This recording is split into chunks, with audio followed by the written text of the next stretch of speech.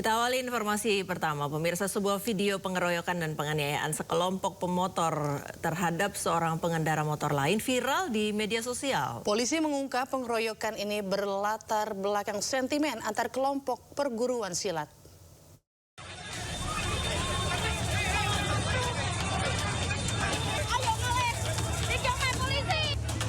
Sebuah video amatir berdurasi 50 detik menunjukkan seorang pengendara motor yang berboncengan menjadi bulan-bulanan penganiayaan sekelompok pengendara lain.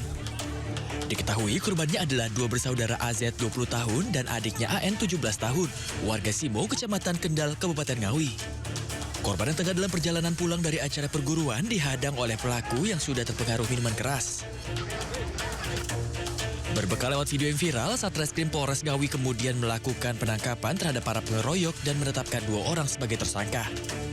Dari pemeriksaan awal terungkap pengeroyokan dipicu sentimen antara perguruan silat, di mana korban dan para pelaku berbeda perguruan.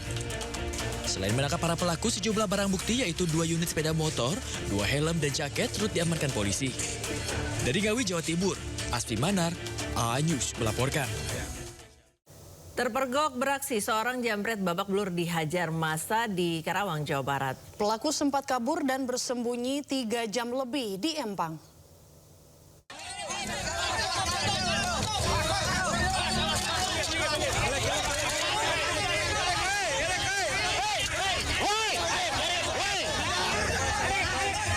Ratusan massa di Kampung Kalijaya 2, Desa Rengas Dengklok Utara, Kabupaten Karawang, Jawa Barat menghajar pelaku jambret hingga babak belur.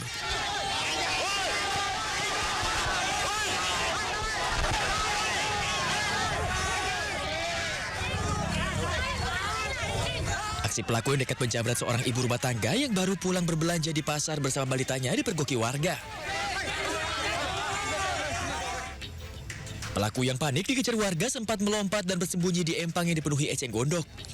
Setelah 3 jam pencarian, pelaku ditemukan dan langsung diamuk warga. Polisi dan TNI berusaha mengamankan pelaku dari amukan warga. Pelaku yang babak belur dievakuasi ke rumah sakit untuk perawatan medis. Kasus jambret ini ditangani Polsek Rengas Dengklok. Dari Karawang, Jawa Barat, Rudi Setiawan, A-News melaporkan. Pemirsa, aksi dugaan penipuan dengan modus pura-pura tertabrak mobil terjadi di Depok, Jawa Barat. Seorang pria menuduh pengendara melindas kakinya meski tidak terjadi benturan. Bang, ngerusak, saya udah videoin, urusannya sama hukum ya. Saya nggak ngapa-ngapain, abang minta jalan, saya kasih bang. Aksi ini terjadi di Jalan Pitara, Pancoran Mas, Depok, Jawa Barat, dan viral di media sosial setelah direkam korban. Terlihat seorang pria yang tiba-tiba menghampiri mobil yang melaju pelan di tengah kemacetan, sambil marah dan menuduh pengendara mobil melindas kakinya. Pengendara yang mengaku tidak merasakan adanya benturan langsung membantahnya. Situasi sempat memanas dan korban mengalami intimidasi. Peristiwa ini dibenarkan oleh polisi. Pada saat kejadian tanpa disengaja terlindas kaki kanannya, ujung jari kanannya oleh kendaraan roda 4 yang dikemudikan oleh seseorang pengemudi kendaraan, dan dikarenakan tidak terima dan mengakibatkan cekcok mulut sehingga pengemudi kendaraan dan saudara Yan Fahmi turun dan ada saling dorong di tempat tersebut. Saat ini, kedua pihak telah berdamai dan tidak melanjutkan kejadian ini karena hukum. Dari Depok, Jawa Barat, Iyung Rizky, A-News melaporkan. Pemirsa, seorang siswa SMP di Sragen, Jawa Tengah meninggal dunia setelah diduga saling ejek dan berkelahi dengan sesama temannya di lingkungan sekolah. Korban ditemukan tak bernyawa di area kamar mandi sekolah. Kasus ini masih dalam penanganan polisi.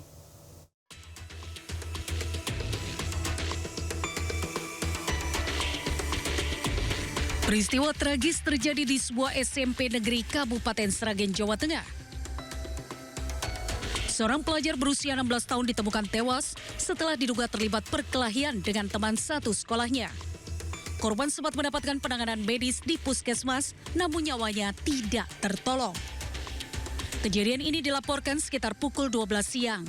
Suasana sekolah yang semula tenang mendadak panik setelah korban ditemukan tak sadarkan diri di kamar mandi sekolah. Hingga kini pihak kepolisian masih melakukan penyelidikan tentang kematian korban. Proses penanganan ini dilakukan dengan mengedepankan perlindungan anak, mengingat pihak-pihak yang terlibat masih di bawah umur. Ya, saya melakukan penyelidikan dulu. Ini masih kita menindaklanjuti terkait dengan laporan yang ada. Ya, saya dengan Pak Kapolsek sedang melakukan langkah-langkah penyelidikan, ya. Sementara itu, Dinas Pendidikan setempat melalui Kasih Peserta Didik dan Pembangunan Karakter Bidang SMP, Yuni Susilowati membenarkan kejadian tersebut. Namun pihaknya masih menunggu laporan resmi dari pihak sekolah dan kepolisian. Tidak ada yang sudah dibawa ibu guru karena mereka juga ini sedang ada proses TKA, kemudian juga sedang proses pembelajaran modern. Jadi kami juga tadi tanya kronologinya seperti apa, bagaimana itu mereka semua juga belum tahu. Hingga kini, jenazah korban masih dalam pemeriksaan medis untuk memastikan penyebab kematiannya. Dari Sragen, Jawa Tengah, Joko Piroso, iNews melaporkan. Pemirsa, masjid di Mandailing Natal, Sumatera Utara mendadak ramai dan menjadi perbincangan warga. Lantai masjid tiba-tiba terasa panas ketika diraba.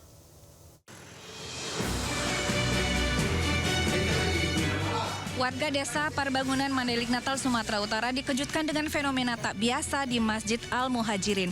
Masjid yang biasa mereka datangi untuk beribadah tiba-tiba mengeluarkan suhu panas pada lantainya. Jemaah merasakan hawa hangat di lantai keramik ketika bersujud. Setelah diukur, suhu panas dari lantai tercatat mencapai 56 derajat Celcius. Tidak hanya satu titik, sumber panas terdeteksi juga di sejumlah titik pada seluruh lantai masjid. Dari geotermal, dari bocoran ground dari PLN, ataupun titik yang lainnya. Jadi sekarang kami belum bisa memastikan apa penyebabnya. Namun dari pihak PLN sudah memutuskan dan kita akan lakukan cek secara berkala apakah suhunya turun atau tidak. Hingga kini warga masih menggunakan masjid untuk beribadah. Petugas hanya meminta tidak menggunakan lantai yang bersuhu panas karena dikhawatirkan bisa berbahaya. Dari Mandailing Natal, Sumatera Utara, Ahmad Hussein, iNews melaporkan. Benda asing menyerupai rudal ditemukan di perairan Gili Trawangan, Lombok Utara, Nusa Tenggara Barat. Warga dan polisi bergerak cepat mengevakuasi benda asing tersebut untuk penyelidikan.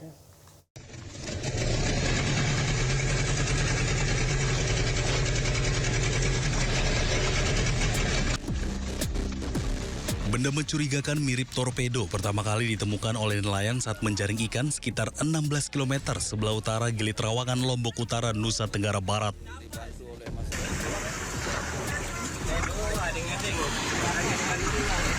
Rudal, Lemuang, Lemudin, Trawangan nih. Benda ini dievakuasi untuk diperiksa polisi dengan menggunakan alat deteksi bahan peledak dan radioaktif. Hasilnya dipastikan bahwa benda ini tidak mengandung unsur berbahaya. Pada bagian badan ditemukan label bertuliskan CISC serta aksara China yang menguatkan dugaan sebagai perangkat teknologi kelautan. Benda ini diserahkan kepada TNI Angkatan Laut guna identifikasi mendalam. Polisi mengimbau masyarakat tenang dan tidak berspekulasi serta segera melaporkan jika menemukan benda mencurigakan di wilayah perairan. Dari Lombok Utara, Hari Kasidi, iNews melaporkan. Pemirsa, proses pencarian lahan untuk membangun rumah susun di kawasan Tanah Abang sempat terhambat ormas. Menteri Perumahan dan Kawasan Permukiman Marwar Sirait dan salah satu pemimpin ormas Hercules pun sempat berdebat. Saya mau membangun untuk rumah rakyat di sini, ya. Jadi bukan untuk pengembang dan sebagainya. Itu untuk mengelola, tapi bukan untuk memiliki. Kalau ini negara punya, hari ini pun saya serahkan. Perdebatan terjadi antara Menteri Perumahan dan Kawasan Permukiman, Marwar Sirait, dengan Ketua Umum Gerakan Rakyat Indonesia Bersatu atau GRIP. Marwar pun tekankan tidak takut terhadap ormas.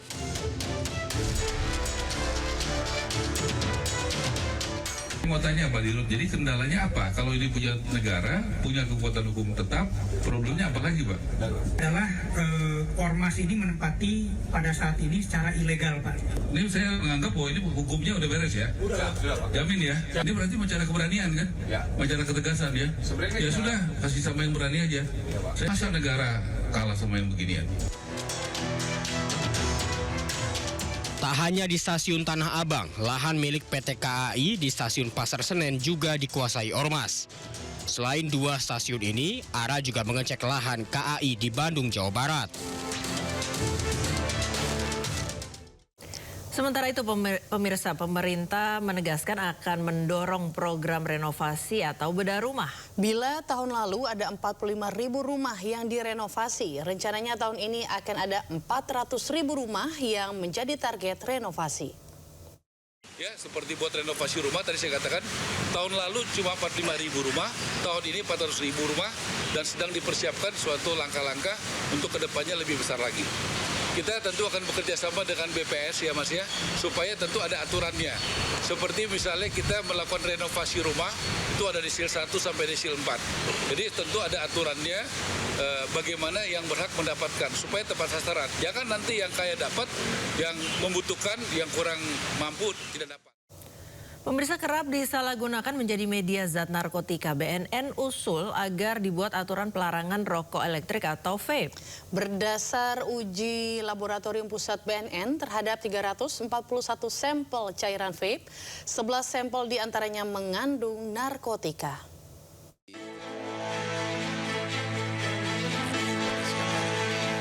Badan Narkotika Nasional usulkan kepada DPR RI supaya peredaran vape atau rokok elektrik berbasis cairan dilarang di dalam negeri.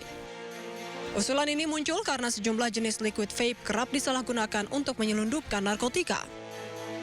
Dalam rapat dengar pendapat membahas RUU Narkotika bersama Komisi 3 DPR RI di Kompleks Parlemen Senayan, Jakarta hari Selasa, Kepala BNN Komjen Pol Suyudi Aryo Seto menjelaskan berdasarkan uji laboratorium pusat BNN terhadap 341 sampel cairan vape, 11 sampel mengandung sintetik cannabinoid, 1 sampel mengandung metamfetamin atau sabu, sementara 23 sampel terbukti mengandung etomidate atau obat bius. Dengan adanya fakta-fakta di atas menjadi sebuah harapan besar bagi BNN agar pelarangan vape dapat diterapkan di Indonesia. Karena vape terbukti telah disalahgunakan menjadi media untuk diisi etomidate. Kami memandang bahwa jika vape sebagai media ini dilarang, maka peredaran etomidate juga dapat diatasi secara signifikan, selayaknya sabu yang selalu memerlukan bong sebagai media untuk mengkonsumsinya. Diketahui sebelumnya sejumlah negara ASEAN telah melarang penggunaan vape seperti Vietnam, Thailand, Singapura, Brunei Darussalam hingga Laos. Tim Liputan iNews melaporkan. Pemirsa, pelimpahan berkas perkara kasus penyiraman air keras terhadap aktivis Kontras berjalan tertutup di auditor militer. Para tersangka dan barang bukti telah diserahkan dalam pelimpahan kemarin. Puspom TNI telah rampung menyelesaikan proses penyidikan kasus penyiraman air keras terhadap aktivis Kontras Andri Yunus. Dalam proses pelimpahan berkas, 4 tersangka sempat terlihat turun dari mobil tahanan polisi militer Angkatan Darat Pomat. Mereka terlihat mengenakan pakaian warna kuning, lengkap ditutupi penutup wajah dan tangannya diborgol. 4 tersangka yang diserahkan diantaranya Kapten NDB, Letu SL, Letu BHW, serta Serda ES. Sementara soal penyerahan barang bukti tidak dirinci. Namun rangkaian proses pelimpahan berkas perkara akhirnya berlangsung tertutup dari awak media yang semula akan digelar konferensi pers. Kepala Pusat Penerangan TNI Maijen Aulia Dwi Nasrullah dalam keterangan tertulis menyatakan berkas perkara para tersangka dan barang bukti tindak pidana penganiayaan Andri Yunus telah diserahkan dari penyidik Puspom TNI kepada Otmil 207 Jakarta.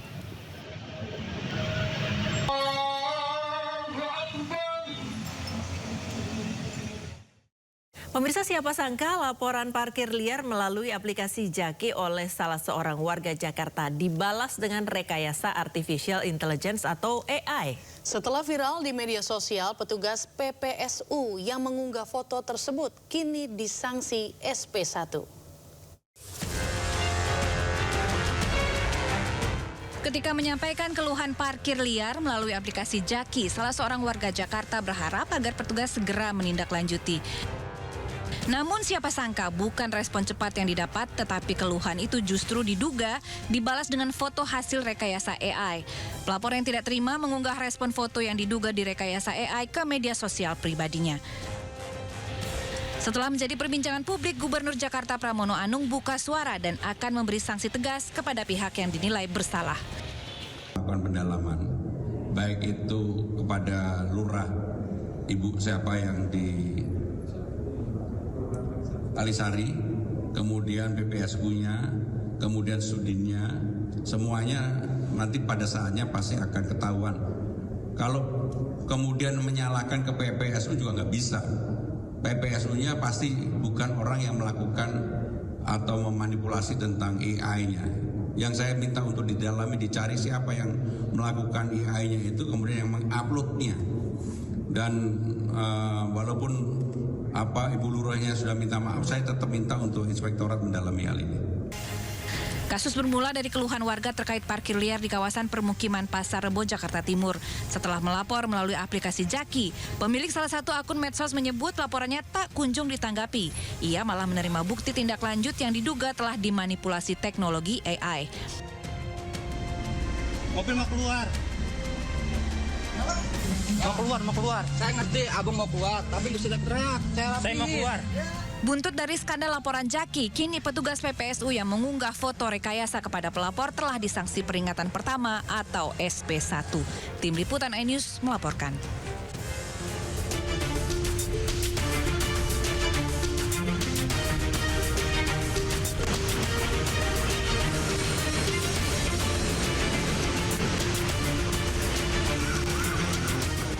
Pemirsa, saatnya kita simak pantauan arus lalu lintas. Kami telah terhubung dengan Brigadir Treslinda dari NTMC Polri yang kini berada di kawasan Dewi Sartika, Jakarta Timur.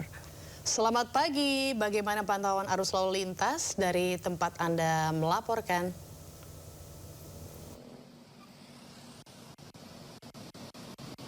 Terima kasih rekan saya Priska dan juga Ayu di studio. Pemirsa, menunjukkan secara real time kondisi arus lalu lintas terkini di Bantul Juru Irpansyah, dan memang saat ini arus lalu lintas di daerah Cililitan yang akan mengarah ke arah Otista maupun yang akan berbelok ke arah MT Haryono ini cukup ramai, cenderung tersendat demi kendaraan roda 2 maupun kendaraan minibus seperti yang terlihat saat ini. Tentunya dengan kepadatan yang terjadi, kami harapkan Anda untuk bersabar serta jaga jarak aman kendaraan Anda. Kami harapkan juga Anda untuk selalu berhati-hati antisipasi terjadi benturan pada kondisi kepadatan saat ini. Jaga jarak aman adalah hal yang harus dilakukan bagi pengendara saat melintas. Kemudian untuk arus lalu lintas ke arah MT Haryono sampai saat ini juga dalam cenderung tersendat, di mana memang dominasi juga roda 2 dan juga kendaraan minibus, begitupun dengan kendaraan yang akan mengarah ke arah Halim sampai saat ini dalam keadaan ramai, cenderung tersendat, dan memang ini juga adanya pertemuan arus kendaraan melalui underpass dan juga kendaraan yang melintasi kawasan ini berbelok arah ke arah MT Haryono ini juga terjadi pertemuan arus kendaraan, menyebabkan kepadatan kendaraan ke arah MT Haryono. Tentunya untuk menciptakan perjalanan dan juga lancar, kami harapkan Anda tetap bersabar dan menghargai antar sesama pengguna jalan untuk mewujudkan lalu lintas lancar. Sementara untuk arus lalu lintas yang akan mengarah ke arah Cililitan sampai saat ini masih keadaan ramai dan lancar. Kami juga menginformasikan data rilis Korlantas Polri waktu 1x24 jam ini terjadi 200 laka lantas dengan korban meninggal dunia sebanyak 26 orang, korban luka ringan 29 orang, dan korban luka berat 200. Maksud kami luka ringan sebanyak 299 orang. Dari data tersebut 97% terjadi pada waktu siang hari. Tentunya bagi Anda yang beraktivitas untuk selalu utamakan keselamatan di jalan.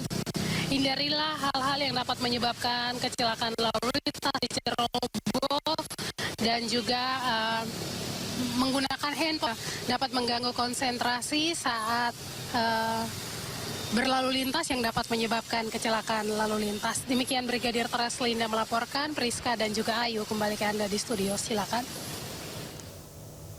Ya, terima kasih Brigadir Treslinda atas laporannya dari kawasan Dewi Sartika, Jakarta Timur. Selamat bertugas kembali dan salam presisi.